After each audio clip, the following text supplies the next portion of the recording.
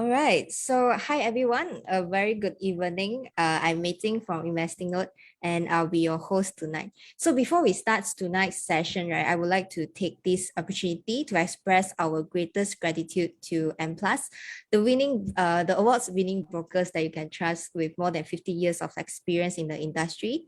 And thanks for being our media partner to share abroad and inviting investors to our session tonight with Mr. Davis, the CEO of Solarvest. Well, we are almost starting our tonight's session. If you are in the Zoom session, right, I will say that you are super lucky as you will have the priority to ask questions and also get answered by Mr. Davis. And do take note that this live is also being broadcasted in our Investing Note Investing Note Malaysia official Facebook page, as well as M Business official Facebook page. All right, so very happy to see everyone tonight in this session. So before we start, right, let me have a short introduction of us, which is Investing Note. So we are a social media platform which connects investors for a better investing outcomes. So inside Investing Note, you will find a community who are driven to share their tradings and also investing knowledge, which are precious and also unique, which will definitely benefit you as a profound investors. So we also provide many interesting yet important features such as calendars, portfolio insights, charting tools, which you can use more than 3 indicators, price and also alerts to your watch list stocks. So if you are one of the driven investors who like to get all these free features, right, and want to know more investors in person, do head to our Investing Note website or simply download our app through the Google Play or Apple App Stores. All right, if you have friends who haven't joined this session yet, do remind them as we will be starting very, very soon. And today we have a session with Mr. Davis, which is our CEO of Solarvest. And we have prepared a lot of interesting questions for all the investors to better understand Solarvest.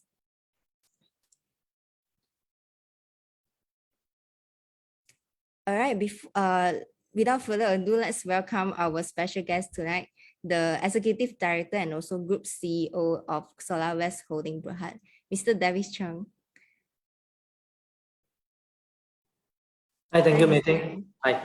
Hi, how are you, Davis? I'm good. Hope everything is doing well as well. All right, so I'll pass the time for you to for the corporate briefing session, and for all the participants who joined today, do leave your questions in the Q&A box as we will be having a Q&A session later. Yeah, over to you, Mr. Davis. Okay, thanks, Meeting. Thanks M Plus platform as well. This is our corporate presentations for May 2022. So I'll share a little bit of latest development of Solarvest. As some of the you guys know that this is the ecosystem that Solarvest is building, the one-stop solution center for solar energy or even renewable energy. Now we are doing consultations, EPCC. Our bread and butter business is EPCC, and we're also doing O&M to maintain our power plant and our customer power plant with our O&M team. And also last year, we have actually, previously we're partnering with financial institutions.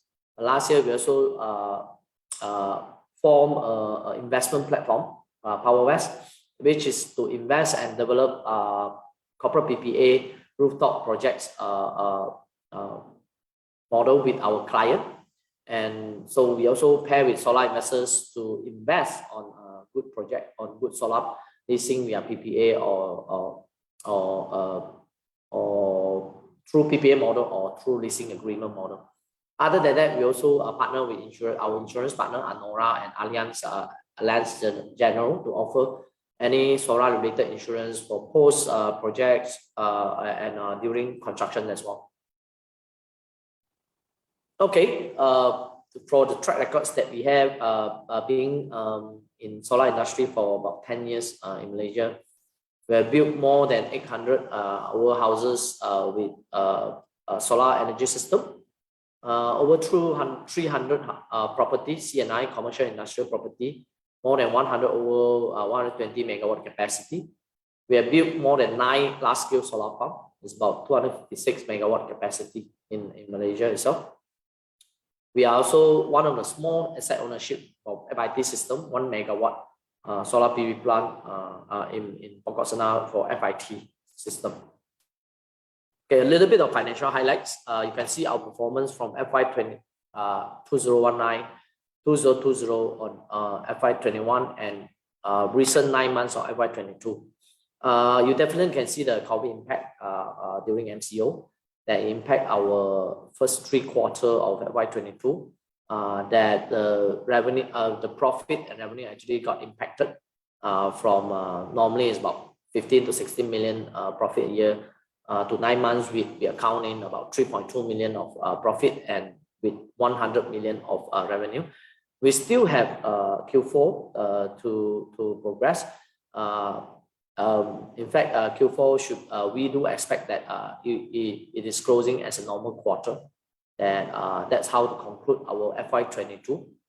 It's not the year, it's not the ideal year that we want, but due to COVID impact, and I think with our pipeline and with our recovery progress, then I do think that FY 23 will be much more better than FY 22. By looking into the balance sheet and the financial positions that we have, we're still very healthy in terms of total borrowings. As you can see, the gearing is very low.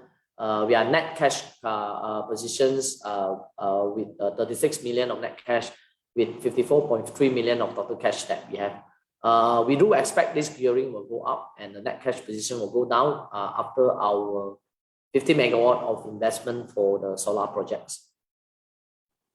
Okay, from not so, I would say not so encouraging performance in FY22, with the highlight of FY22 is even though the fundamental performance was impacted by COVID, the project contract signing up, the order book did not get any impact.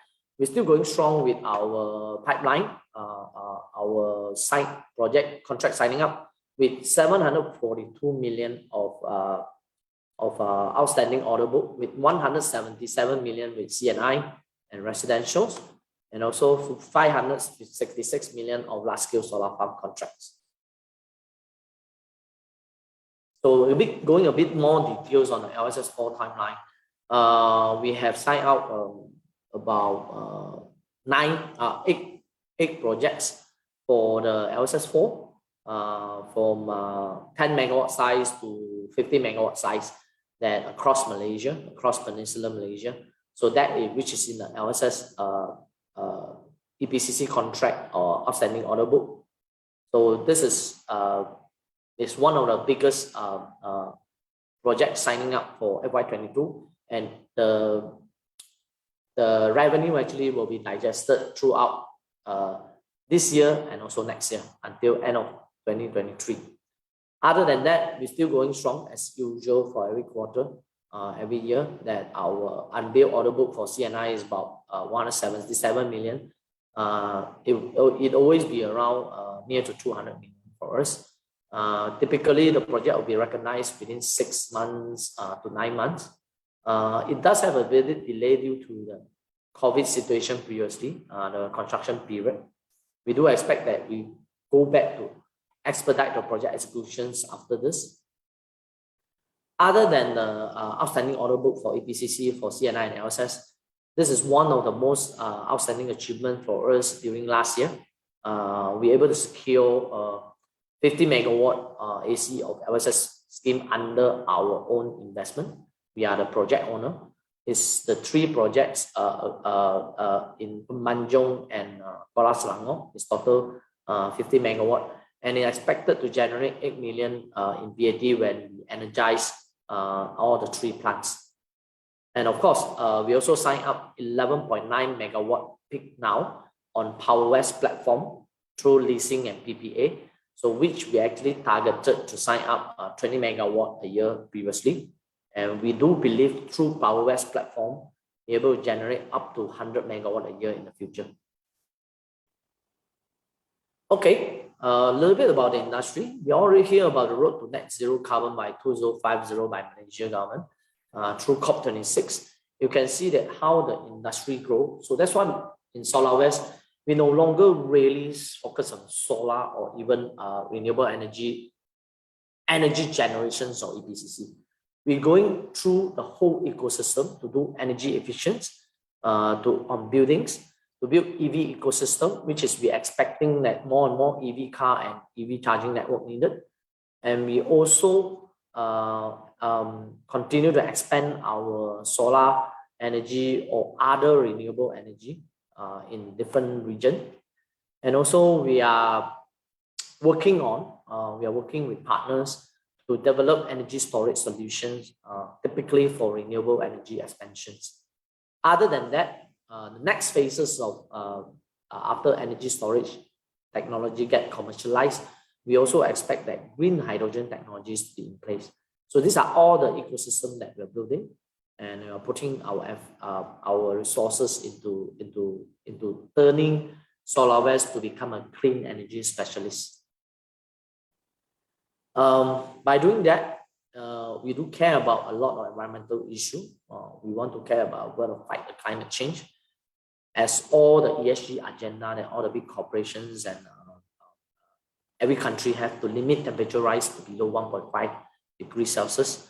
So we glance through the issues that on fighting climate change. We do see that what is contributing to that carbon emissions is from buildings, transport, district heat, power, and the industrializations. So you can see that cleaning up the carbon emissions in power sector is one of the most important agenda for a player like us towards to become a net zero carbon country in 2050. So first step for Solarvest is continue to expand in renewable energy source to fit into the grid. We continue to support on that to enable the ecosystem to build more renewable energy plant to fit into the grid, and that will clean up our power sector. And of course, throughout the 5-year roadmap expansions that we have, we also clean up transport sector, industrialization, industry sectors as well, and energy efficient to also clean up the building sectors as well. Okay, that's what I mentioned about the 5-year strategy roadmap that we have to transform Solarvest to become a clean energy player. Of course, we continue to expand throughout our bread and butter business through solar energy, then to expand to other RE, to invest and to pick up the EPCC construction building energy plant for wind energy, and also to invest into hydropower asset and probably biogas asset as well. And we're also putting our renewable energy applications to green data center. We expect more and more data center will be deployed, and we need, with all the mobility and internet business going on, that we do expect more and more data center to be deployed across the region. So to turn the data center to become green data center with renewable energy is one of the strategy. We also want to apply energy efficiency technology into all the buildings to control the energy consumptions. And other than that, we're also building our EV ecosystem, building charging network, and work with the EV manufacturers as well. On storage itself, on hydrogen fuel cell technology, battery energy storage system, we are working at the application level, or hydrogen fuel cell at the proof of concept or pilot project level, to follow on how to put this technology complement into renewable energy expansions. Other than that, one of the most important future agenda is of course renewable energy certificate, RC, or carbon business that we are actually opening. So to all our customer base, actually we want to enable the platform to trade or to generate renewable energy certificate as well for them. Okay, so to the 5-year roadmap that I have presented, I think let's do a snapshot of the 5-year strategic roadmap. First, we continue to maintain and expand our market leadership in EPCC. So, which is currently we are doing in Malaysia, or now we are expanding across the Southeast Asia region, to continue to take care of our market leader positions in EPCC, and also to launch operation excellence program to drive agility and competitiveness to capture bigger and more specialized renewable energy contracts. Second is our asset development. We want to attend to 30% of recurring income by investing into asset and project development. Greenfield and brownfield investment is our target. However, also is a platform for solar financing program for rooftop projects. We target in the next 5 years, we're able to accumulate 1 gigawatt of asset across the region. Number third, new directions, new sustainable solutions. We want to expand vertically across clean energy ecosystem throughout the roadmap that I shared just now. Merger and acquisition is one of the strategy that we have to expand inorganically and to do strategic collaborations. So the sectors that we are targeted, of course, what is being laid out here, EV ecosystem, energy efficiency technology, energy storage system, green hydrogen, and also carbon business or RE certificates.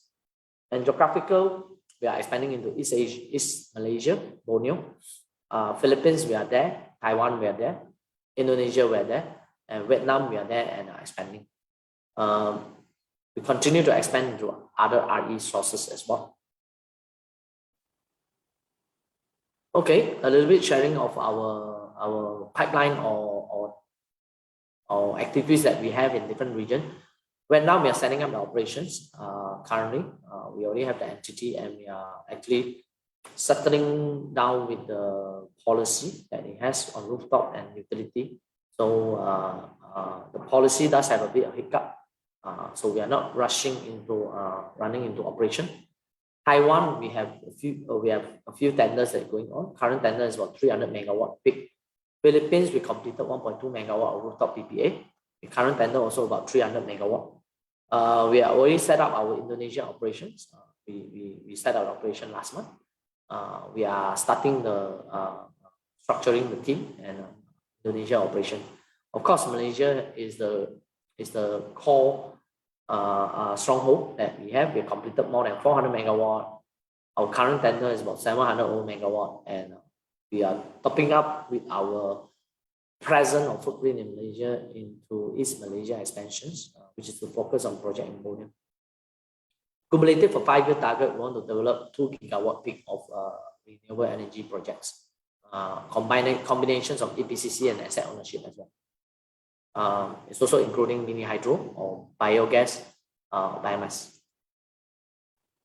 Okay, this is how we build a clean energy ecosystem with building EV ecosystem, charging infrastructure, vehicle leasings, energy storage in utility, renewable energy farm, distributed energy system to implement or promote energy efficiency, to become an ESCO partner with AIoT system in energy usage in buildings, to look into green hydrogen to see how we can combine green hydrogen technology into to make RE exportable, and also lastly to build carbon business with REC, renewable energy certificates through trading platform and smart contract.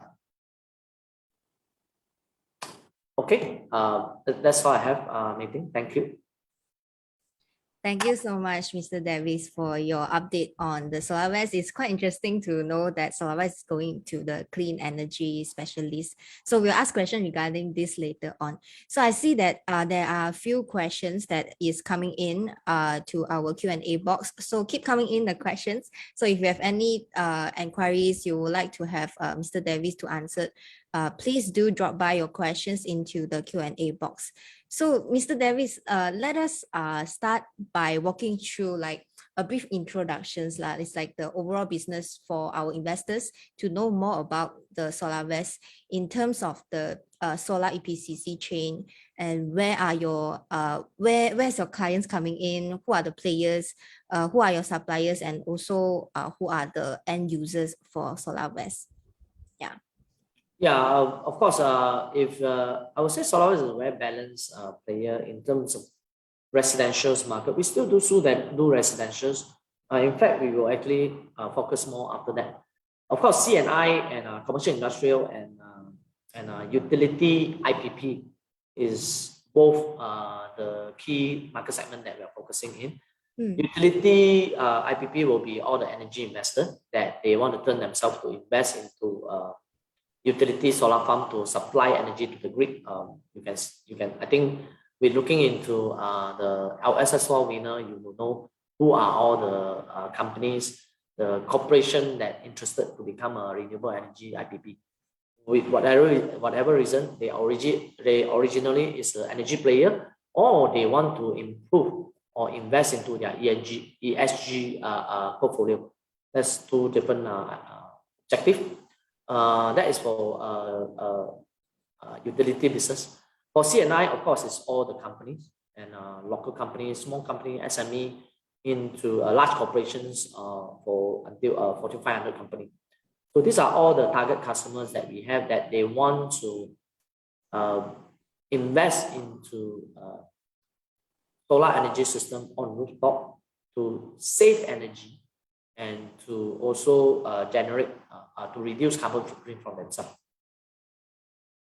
Okay, so other than clients from there, right, I noticed that you guys has also being more focused on the own asset business development. So is that a different kind of approach, or is that you guys are building on your own solar farm, right?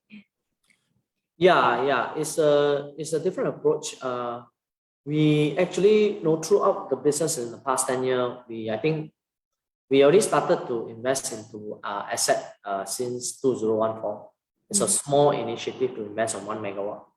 And then after that, we focus on EPCC. And in the past 2 years, we already starting back to use our capital equity to invest small portion of it to asset. Example, the 50 megawatt that we have. So we have capability to develop contracts and to bid for projects. Of course, it's part of our value propositions with our client to develop contracts for them, and we are also the EPCC partner for their project to construct projects to materialize their investment to become a recurrent income as selling the energy to energy contracts. And also, we ourselves invest into solar farm, and we invest into PPA as well. By zero capex model, it will enable and give more options to building owners or consumers or even residential household that to invest into to participate in renewable energy, get some benefit by saving the energy cost. Because with the LCOE that we can do for solar energy now, it certainly can give you a better energy cost versus what currently the utility are able to utility tariff that we are charging. So putting up capex a few million ringgit to a few 100,000 or 20,000-30,000 for a household, yeah, it's an option, but not everyone would prefer to put this money into the invest into asset. So we give them an opportunity, so they don't need to put in money. They just need to sign up the contracts, a PPA contract or leasing contract. Then they can actually have a cheaper energy source.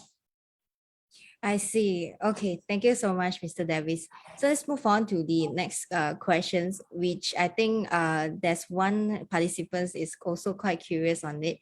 So with the inflation soaring at this stage, right, is Solarvest raw materials, especially the solar panel, being affected? Because as what we know, solar panel prices has also been increasing drastically. So how will this actually affect on the Solarvest as we are the pure solar PV player? Yeah. So it does have an impact in the global supply chain for renewable energy cost. You can see from metal price and commodity price up to go to oil price that impacting everything to go up. Silicon price go up, the solar panel price go up.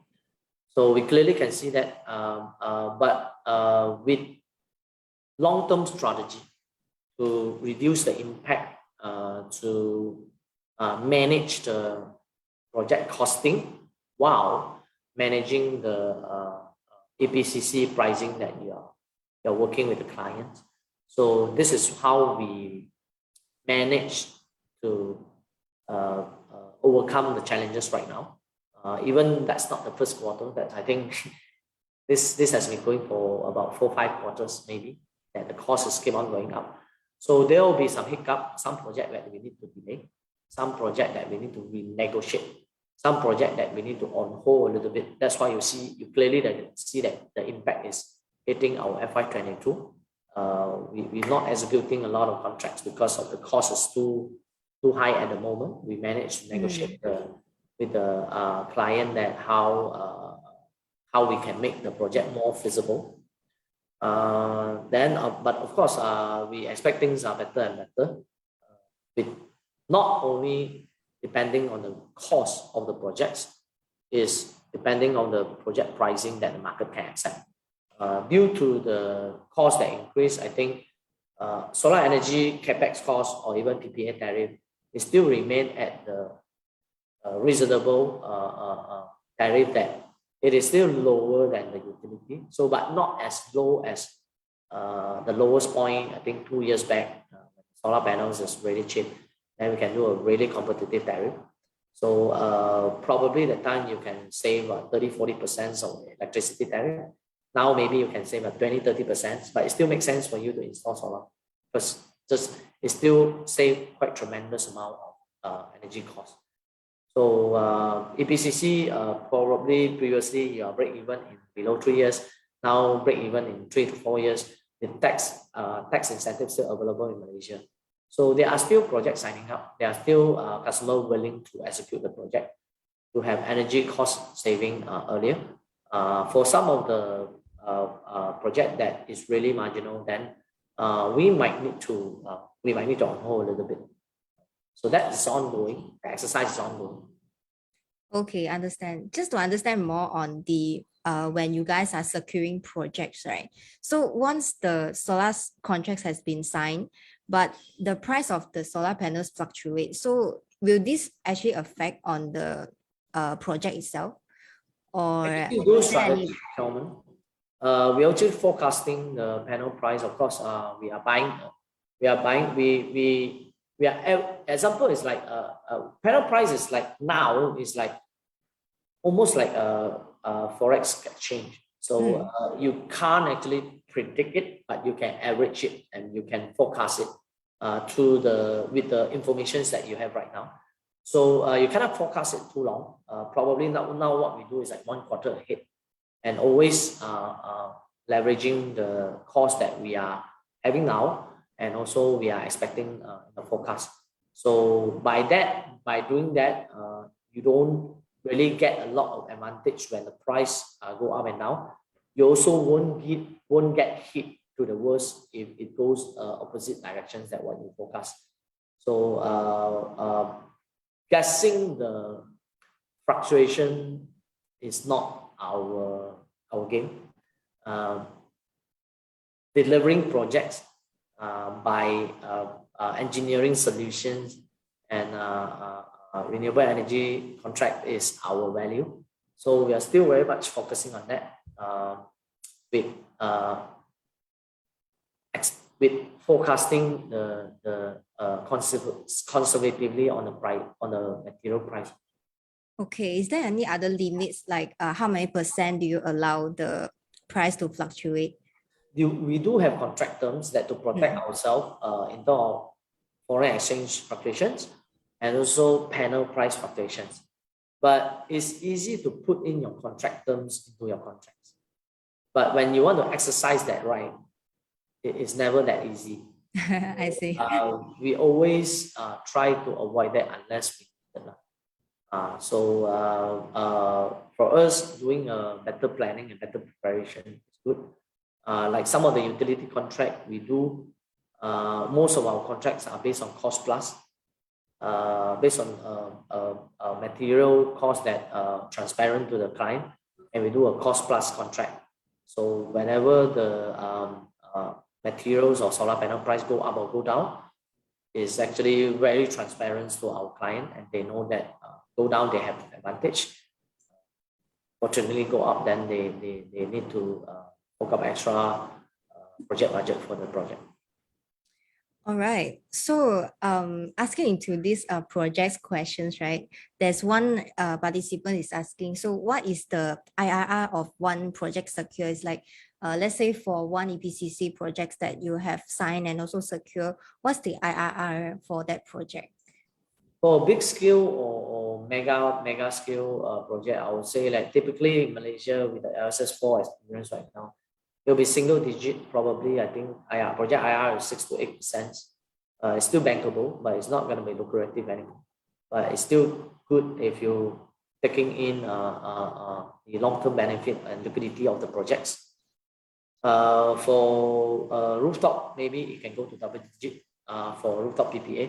So that's the current expectations for the renewable energy, solar energy investment. When maybe the material price is getting better and tariff is fluctuated a little bit back, it cannot continue to go down. It's not healthy with what's happening. If the EPCC cost and the material price not going down, so we hopefully it can maintain at a reasonable level of IRR, project IRR. I'll say like maybe hopefully it can return to 8 to 10%. All right, thank you so much, Mr. Davis. Okay, so looking forwards to your competitors, who actually do you look up to as your local and also the foreign competitors? So can you give us like how big is Malaysia solar PV compared to local and also foreign competitors, and how will Solarvest be a competitive advantage over the competitors that you have right now? We start out as a sub-con, then we become main con, main EPCC. Then we start to develop to do EPCC and construction for solar energy generation.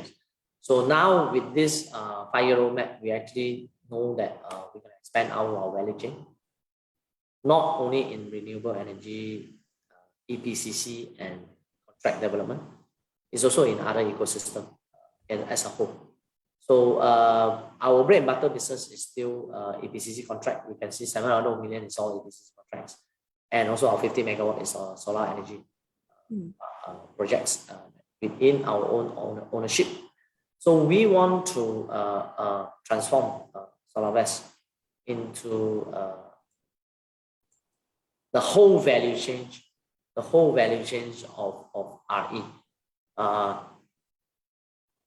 We accepted that the EPCC contracts and solar energy space is getting more and more competitive. We elevate ourselves in solar energy space to become a developer, asset owner, main contractor that would develop and deliver a project as a main con. Then we develop PowerS platform to develop and invest. Then we also expand to other countries, to go to the emerging countries that they have less competition than Malaysia. So that is how we evolve ourselves in the competitions. If we keep on doing the same as how we did in the past 10 years, we'll keep on losing our margin. It's not we losing the competitiveness, it's the space is congested with more and more players. So now we want ourselves to play in a higher value chain in existing space that we play, and we're going to play at a new area that other players are not yet evolving themselves into that throughout the 5 years roadmap that we have. It's fortunately Solarvest listed at the right time before MCO, that we're able to gather some capital strength, able to move ourselves in, I would say, in corporate strategy itself, to go into the capital market in time, so we can expand ourselves. We can borrow the strength to probably go into merger and acquisition strategy with where we are in the market position right now. If without listed the company in the past 2 years, we probably still managing the business strategy itself rather than the corporate strategy right now. So I'll say that we are a bit fortunate to go into to develop the country in the company in the right way at the right time. And then I would say past 2 years is quite struggling. It's a bit bad timing for the industry. We had probably more a little bit more comfortable than other people positions to manage the MCO period, 2 years of struggling. And hopefully, after this, maybe another 6 months that we see that the industry start to grow very well back, like in the past few years. All right. Just now you have mentioned like you guys are venturing into Vietnam and also Indonesia, which is a new emerging markets that you guys are venturing into. So maybe you can give us like what's the percentage and also how much is the gigawatt that is currently in these two countries comparing to Malaysia? Malaysia is your biggest portion of the revenue, right? Malaysia is the biggest for Solarvest, but it's not the biggest across the region. The capacity that Taiwan install, probably Vietnam install is much more bigger than Malaysia. Malaysia is always a slow and steady country, develop renewable energy industry. It's consistent. We're still doing very well and very consistent in Malaysia. But to expand to the region we want and to meet our growth expectations, we need to work with overseas local partner to expand in project development and EPCC role, or even an asset owner role to penetrate into renewable energy market in Taiwan, Philippines, Indonesia, and Vietnam. Like I said, Taiwan and Vietnam capacity is much more bigger than Malaysia. Taiwan probably going to build 20 to 25 gigawatt towards 2025. Vietnam has built 8 gigawatt in the past few years. They are still building. Philippines is probably coming back with a mature market. Indonesia, with 300 million of populations, we are looking at they're going to probably go very aggressive in renewable energy in the next 10 years to 20 years.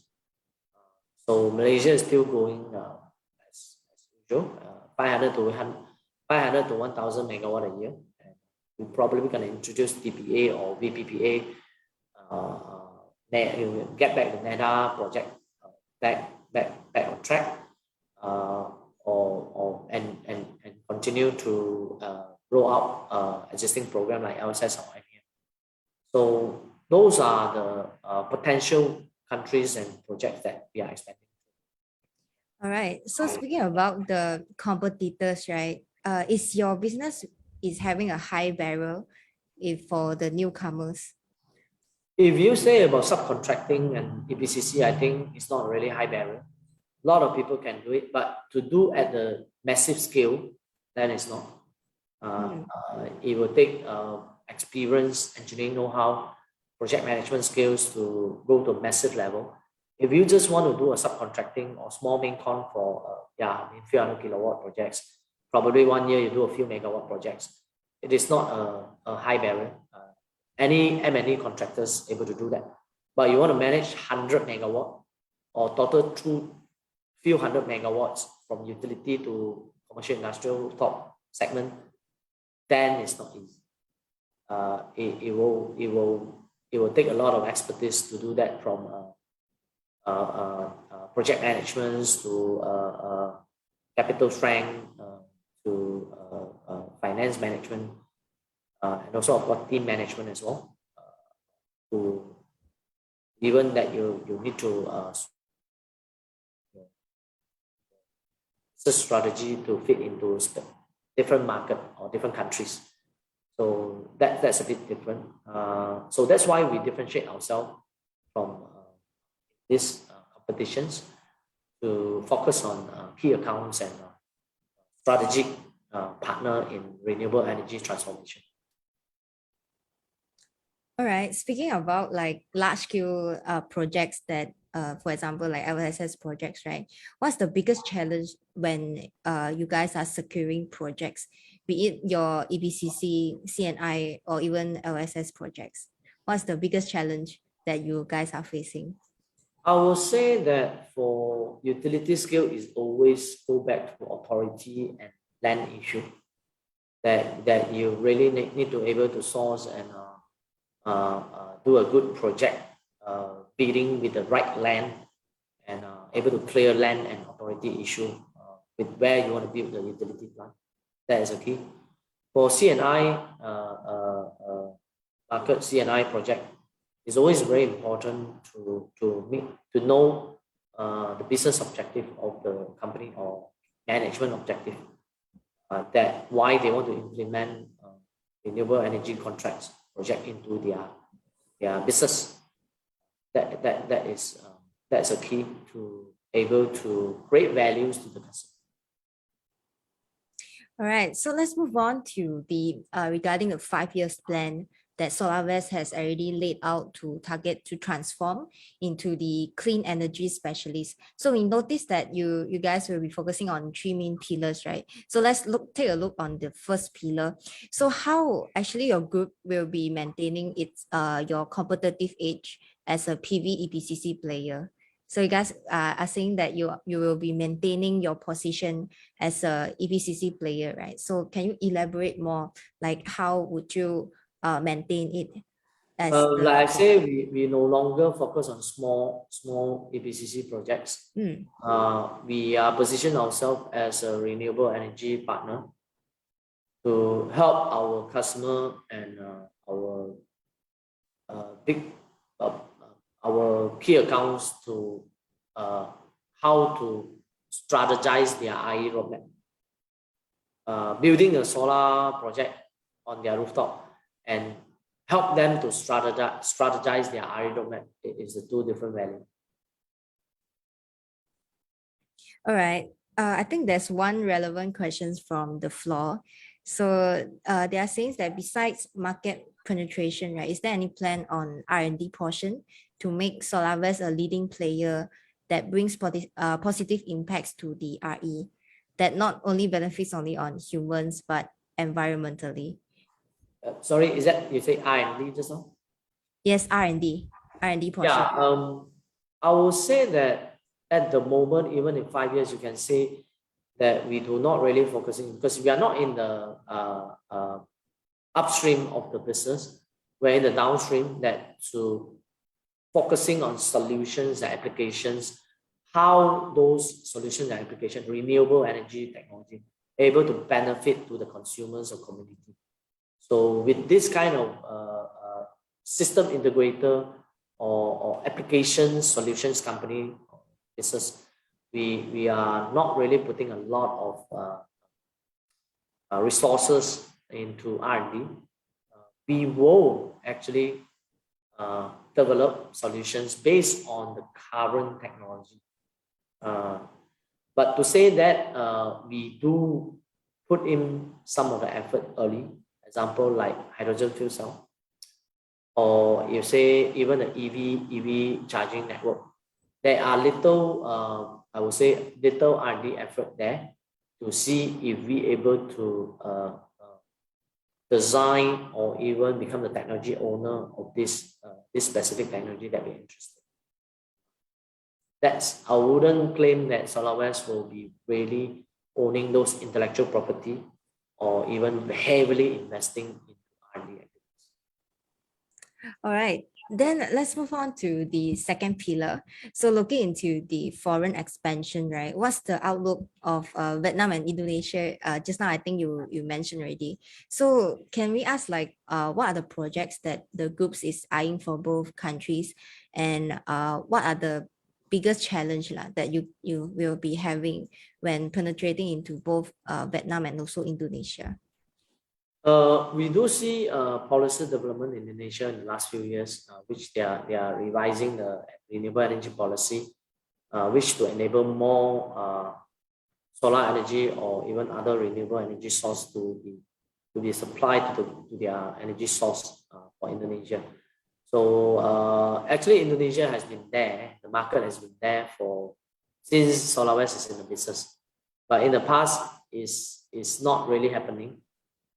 But in the past few years, I think past 2 years, that the capacity has developed, and we do see projects off grid or even on grid projects that are happening in Indonesia with 300 million of populations, and they are government that changing the policy that we do believe is about the right time. Capacity for Indonesia is massive. We do believe it's massive. It will be much more bigger than Malaysia or even Vietnam. We are looking into that, but it's going to be really going up, materialize in the next 1 year or 2 years. We are not sure yet, but there are certainly a huge development coming up. Example, like they do want to export and sell energy to Singapore. That's one of them. There are more developments in Malaysia. Vietnam has been building 8 gigawatt in the past few years. Of course, many big contract has been going on. Many big corporate rooftop PPA has been going on. But a bit of hiccup on their policy, a bit of oversupply on the renewable energy. The grid limitation have become an issue. Vietnam, but the rooftop PPA is still going on. So we do believe that there are still market there. Even it's slowing down, it's still bigger than Malaysia capacity per annum. So we are waiting to get the right partner actually to start our operations. Since we just out of previously it's due to MCO, that nobody can travel, speed slow down. I think since 6 months ago it started to open up a little bit, and we're actually planning to revive our operations in Southeast Asia. All right, thanks. Thank you so much, Mr. Davis. So let's move on to the third pillar. That notice that there are a few new initiatives that the group wish to venture into. For example, the energy storage system, energy efficiency solution, and also the low carbon mobility, the RE certificates, and also green hydrogens. So I think we have several few questions regarding this as well. So maybe I can ask, like, which of these 5 verticals will you be venturing into first, or will it do it like concurrently? It will be by phases, because it's a 5 phases. I think the low hanging fruit will be always battery storage and also energy efficiency. We have already partnering with a few EE player that we can become an ESCO partner. We can invest into EE system and to save energy with profit sharing model to the commercial buildings, to the industrial buildings. So that is what we are working on right now for our new directions. So EE and RE is always a perfect synergy, which one is increase the energy efficiency to reduce the energy consumptions. One is to replace the fossil energy to become a clean energy. So that both equally will give great impact to the environment and also reduce carbon footprint. We see a very good synergize on this. When the company want to do RE project, normally they want to do EE project as well. Yes, I think our participants are quite interested on the EV. So one of them are asking, like, for low carbon mobility, are you planning to build EV stations? And maybe you can explain more on the business model. And one of them are asking, like, can you elaborate more on how Solarvest will be doing in the EV targeted markets? We are working. In fact, the strategy still, the blueprint of the EV ecosystem is still being brainstormed. We are definitely looking into CPO business, charging network business, working with utility player, or working with car manufacturers to build charging network. and to own the technology or to work with the technology partner to provide charging facility. I would say that we haven't come to a conclusion that what are the best value propositions that Solarvest is able to bring to the table for EV community with renewable energy positions that we have. I'm still getting the full pictures, and we haven't got haven't rolled out the full plan, which we are having a lot of discussions with different partners right now. That's what we are doing. Of course, when we're rolling out the program, you can see where Solarvest is playing in the EV ecosystem value propositions. Okay, so how are you gonna what's the capital strategy like for Solarvest for this 5-year roadmap? You guys have these 3 main pillars, right? Are you guys leaning to debt or equity or even private placements? I will say that we will probably slow down on the raising fund in the equity market. We are actually raising fund in the debt market, or even working with private equity market to raise more fund to develop more projects. Solarvest's role as an expertise of the renewable energy solutions and the operator. So we want to enhance our value to work with capital partner to of course we are ourselves also we're interested to put our investment into renewable energy or clean energy ecosystem, but we will actually raise fund in the debt market through raising bond and also working with private equity partner that to as a capital for us to continue to build more projects. All right, thank you so much. So maybe I can ask for a general questions, like what are some notable developments that the shareholders can look out or expect in the near to medium term? So how will the group be positioned in the upcoming LSS 5 bidding? If you talk about near term, I think with several hundred over million order book, it's my bread and butter in the next okay, even 1 to 2 years. So that's what we will consuming, we'll digesting. We'll turn this into profit and revenue. Our key challenges is project delivery. Of course, we are very focusing on project delivery to turn the 700 over million to become a profit to the company.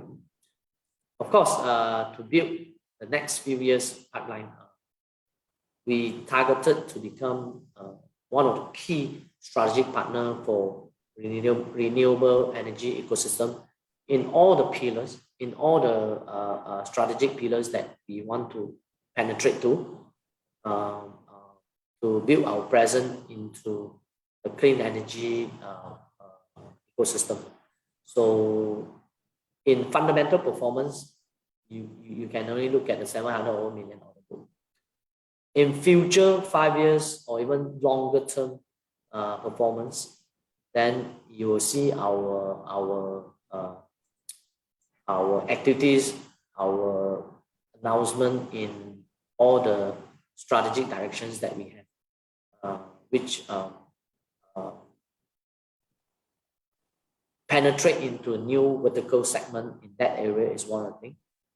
Working with ecosystem partner is one of the things.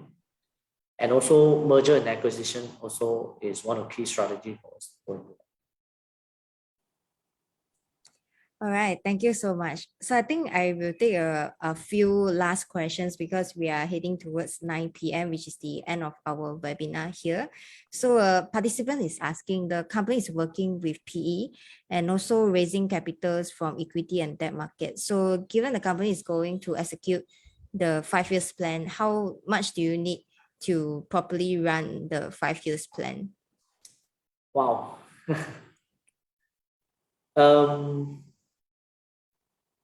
The 5 years plan definitely take a lot of money. I faces. I can only share like we are working in the debt market to raise 1 billion ringgit or more. That's the exercise that we are doing. That will be the first activities. And towards the 5 years, I will say that it depends on the development of the strategic pillars that we're going. Depends on our aggressiveness in the M&A activities as well. All right, thank you so much. So maybe I can end with one last question. So finally, can you give us like why should investors actually take a closer look at Solarvest? So just a conclusion of your whole session at here. I think to choose which business that you're going to invest to or which stock that you want to invest to, probably is the best that you experience whether the solutions, the product and services that company do is really create value for the community and the country and even the ecosystem. So for us, we are really creating the product or services that is in the trend or is getting more and more needed and into the business or even consumer level. This is what we are doing to clean up our power sectors through household, commercial, industrial, and even utility. That this is a no-brainer. This is going to be how it works. There will be more and more fossil energy be replaced with clean energy. And provided that we are competitive enough in the market, domestically, then internationally, then of course, this Solarvest or this company will continue to expand. Okay, thank you so much, Mr. Davis, for your whole session sharing. We definitely learned a lot, and also we gain quite a lot of the information from you guys. Yeah, so thank you so much, Mr. Davis, for coming here, Investing Note. We are very honored to have you in this session. Yeah, thanks for inviting. Thanks for all the attendees spend their 1 hour as well. Yeah, okay. Yeah, so thank you so much for all the participants tonight. And we have come to an end of this session. And thank you so much. And we'll see you guys again. Thank you. Bye. Bye-bye.